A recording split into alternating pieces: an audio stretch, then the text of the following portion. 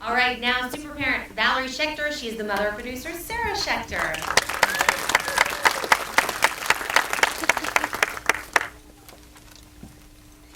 I thought Brooke said she's another producer of Sarah Schechter, which is true.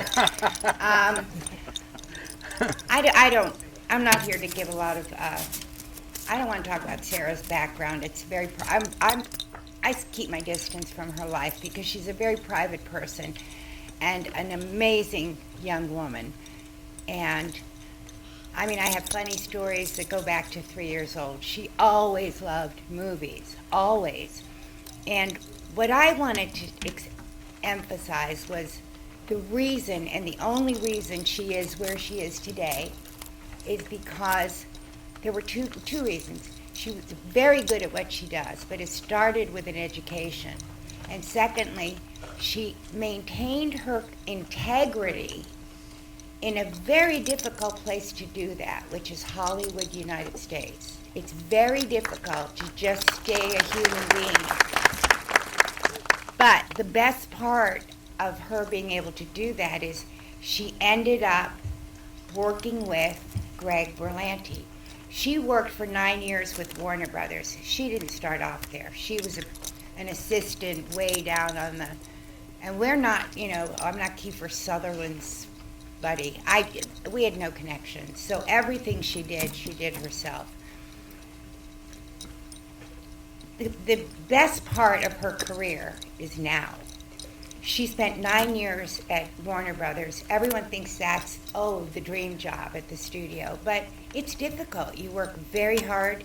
You take there's a lot of abusiveness. Women are not necessarily treated equally. And 4 years ago now, she did a film.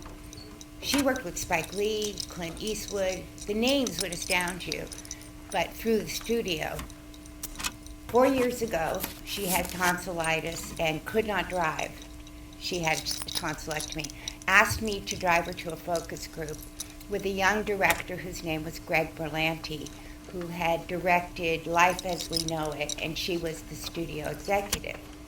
So I drove her over there and got to hear the focus group, and this wonderful young man, he was so nervous, and I kept saying, are you kidding? How many people out of the millions of people even get to stand where you're standing?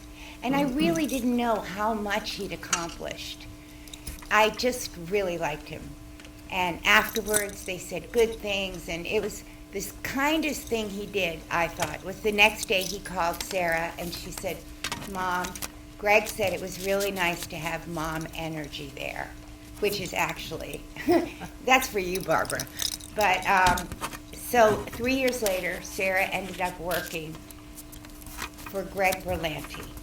He asked her to run the company, and I don't know much about Hollywood, but I know that she took there were a lot of screamers and yellers and abusers and egos, and when she took the job with Greg, I was told that she was working with one of the most generous, one of the most prolific, I'm trying to think of all the words people used, people in Hollywood. And I am so grateful that right now she works for Greg, with Greg. They're a team company atmosphere. And I think you're going to just love the results of what they're doing. This is just one example. They're doing so much. Blind Spot was the #1 opening hit of the fall, and that again is Berlanti production. So I took up more time because I know no one else is going to speak, and I really wanted to praise Greg. So thank you very much.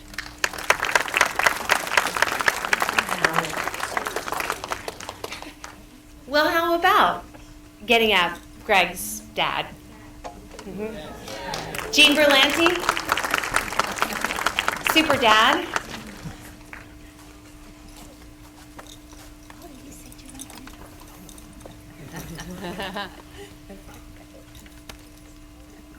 Well, thank you, Valerie, for the very kind comments about our wonderful son. But also thank you to Cathedral City, and to CBS and to everyone who's here today to enjoy this super pilot of Supergirl. And let me acknowledge up front that neither Barbara nor I have any superpowers. However, we believe that our son Greg, Ali, and Sarah do have superpowers, and it's the superpower of imagination and storytelling, which will be unveiled for you today. Greg, I don't know how he acquired the power, but I can tell you that at a very early age of 3, he would love to entertain the family by acting out stories that we had read to him. I guess, interest in communicating to others through story. A few years later, around the age of 8, he started his own first enterprise as a puppeteer, telling stories with hand puppets at birthday parties. Along the same time, he started to pursue acting in the elementary school and in local theater, and he's developed a real talent for acting, and pursued that later throughout high school. When he decided to select a college, he looked for a college that offered exceptional theater program and creative arts, and that was Northwestern in Chicago. He went out there with the aspiration of becoming an actor. However, he quickly recognized that while he was very talented at acting, he didn't have necessarily all the skills. He didn't have a wonderful voice, and he wasn't the best dancer. So, doing a self-assessment, he said, I think it's time for me to pursue another area of the creative arts, and he switched his efforts and focus to developing his writing skills, which Northwestern was excellent in assisting him in that regard. He had written in high school, along with directed and acting, but he never really pursued the writing. But in college, apparently he was quite good at it, because very quickly he earned some very high recognition and awards for writing. Of course, he finished college and then came had to really face the real world of work.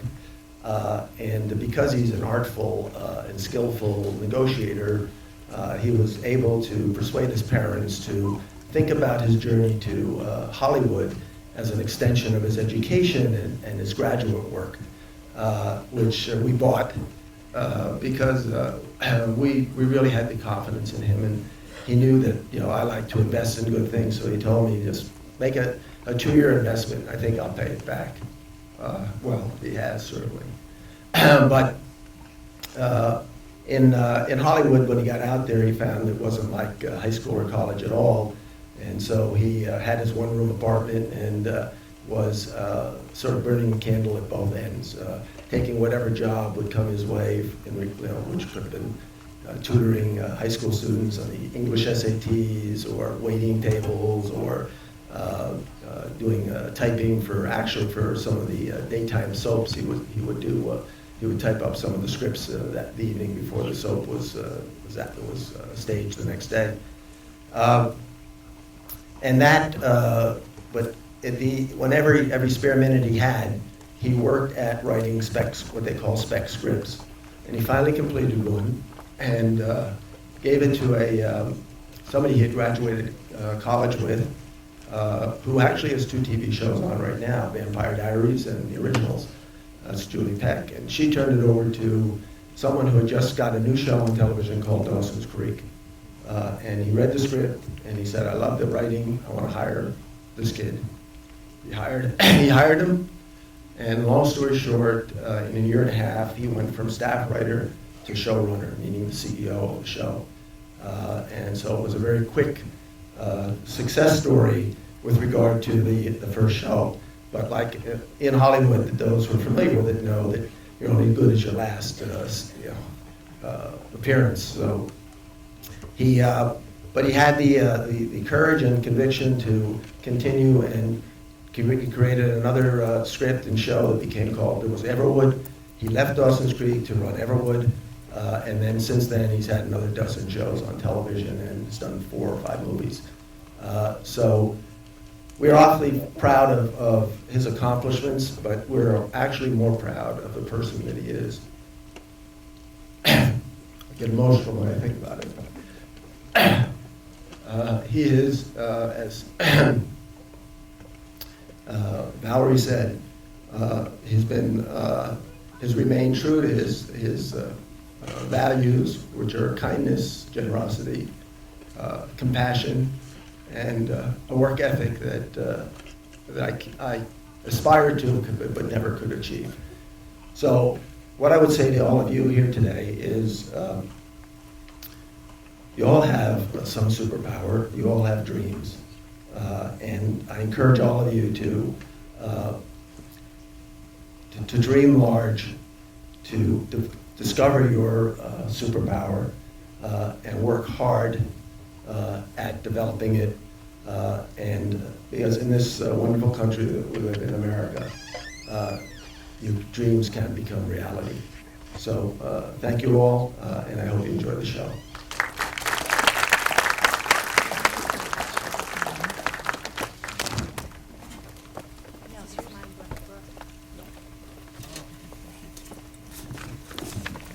Thank you so much to all the super parents. What a coincidence it is. That works out pretty nicely for us here in the Coachella Valley, that the parents of the producers of the show all live right here in our area. So thank you so much for coming today, and thank you for sharing these words about your children. And I want to get you guys ready to watch Supergirl. Are you ready? Yeah. Are you ready? Yeah. Okay, so lights. Oh, someone's listening to me today. It's not my children. Camera and action.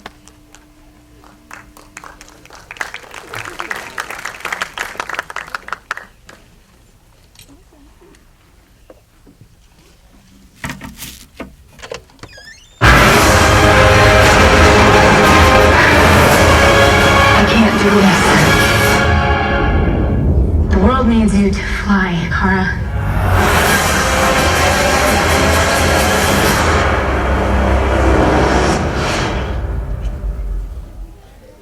Hello, Cathedral City and Coachella Valley. Welcome to the exclusive premiere of Supergirl. Thank you all for coming, boys and girls, men and women in the audience. Thank you for joining us. I hear there's a lot of Supergirls and boys in the audience, including my mom, hi Valerie, my dad Al, and my beautiful stepmom Judy. As well as the one and only Berlantes. Greg sends his love. He's stuck in the editing room working on this very show. We're on the set of Supergirl now, you guys. So please enjoy it, have a great time, and then watch it again when it premieres on CBS on October 26th. That's October 26th at 8:30, right after the Big Bang Theory, and the next week it'll be on at 8. And in the meantime, stay in school, read, do homework, be good kids. Dream about flying. Bye.